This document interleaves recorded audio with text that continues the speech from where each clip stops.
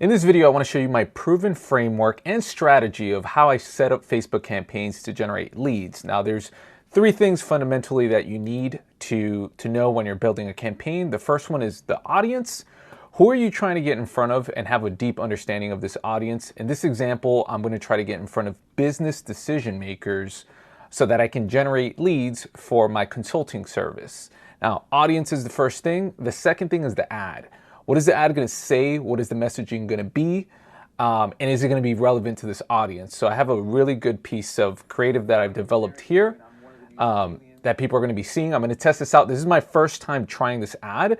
But if you stick around to the end, I'm going to show you my testing iteration framework, which is going to help me produce better results and think of different ways to use my creative. So we got audience being the first one, business decision makers in the United States, ages 30 to 65 plus. And I've excluded small business owners because reality is that they might not have enough dollars to actually pay for the service that I'm selling.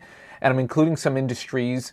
If the companies are too big, I know I'm probably not going to be the right solution for them. They're going to want to hire an advertising agency. And also there's some industries that I'm just excluding out of here because I don't really have a lot of experience, like with government and healthcare.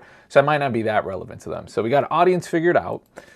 Creative, we have a strong piece of video ad that I'm going to break down in a second. And then the third piece is the conversion point. Where are you sending them to, and is it easy for them to understand what you want them to do?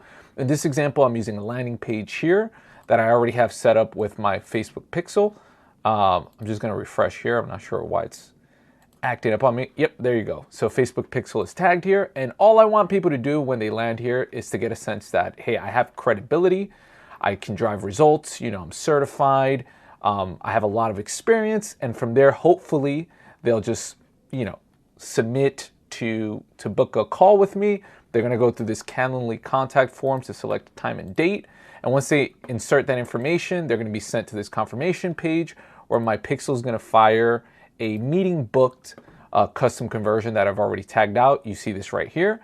So that's my experience that I'm trying to take users into. And let me quickly show you my build.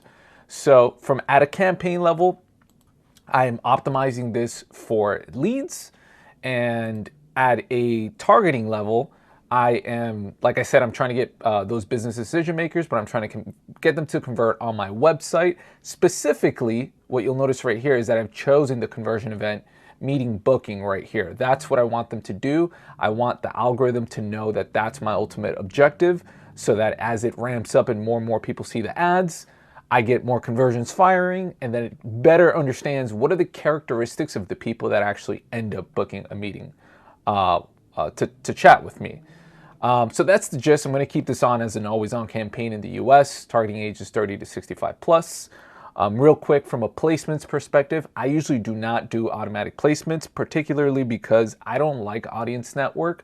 Audience Network is apps that have nothing to do with Facebook. It's third-party apps, and many times the ads don't look that great, and the quality of the placements aren't that great. So I usually keep most of the other placements, with the exception of in-article, which is going to be deprecated very soon. So that's a quick overview of the ad set, the audience level. Also, one note, I did turn on dynamic creative, and this is the first time I'm running this kind of campaign. So I want to benefit from the fact that Facebook can show multiple versions of my ad. Which I'll show you what that looks like actually right now. So dynamic creative lets you put in multiple headlines, post descriptions, you can change the call to action button, and Facebook could just figure out what's the right combination of post text. So you see this one here says book now versus this one here says learn more. I don't know. We're going to find out which one actually does better. And I have a few different headlines so that we can, learn a little bit to see what works. So I did this manual video upload. It's kind of straight to the point. I'm just telling people, accelerate your growth, get strategic clarity, scale paid media. I'm giving them some different headlines that I think might be relevant. And then from a description perspective, I'm saying here at the bottom, book a call with Zaryn. So they get the context that I'm trying to get them to chat with me, which is a very synergistic experience to once they come on the website. It says book a call. So pretty straightforward. Now, the other thing I want to tell you is that, so I've launched this campaign. I'm going to make a follow-up video to show you actually how it performs. So far, I mean, it's only been live for a couple of hours. I'm getting I've gotten 8 clicks at a 1.39% click-through rate, which is crazy high. Like campaigns that get scaled on average, I see on the lower side a 0.30% click-through rate. A decent would be around 0.50%. So being over 1% just means that I'm talking to the right audience and I'm saying something that is interesting to them.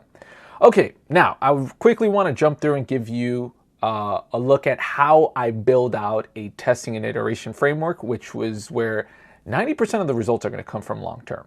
So an experimentation roadmap or decision tree always needs to be from a hypotheses-led perspective.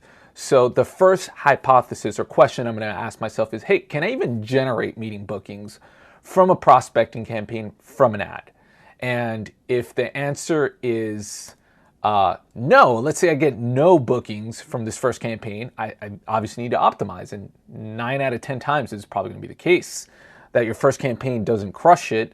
So you need to optimize. So the next logical question I would ask myself is, okay, well, what if I change the creative? What if I do a different headlines? What if I change the hook?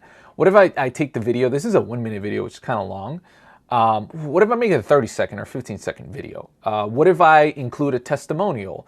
Does optimizing the creative, does it change the outcome? If the answer is yes, then I'm like, great, now I'm getting bookings, it's working. Then my next question becomes, okay, how do I get more leads? How do I scale this campaign?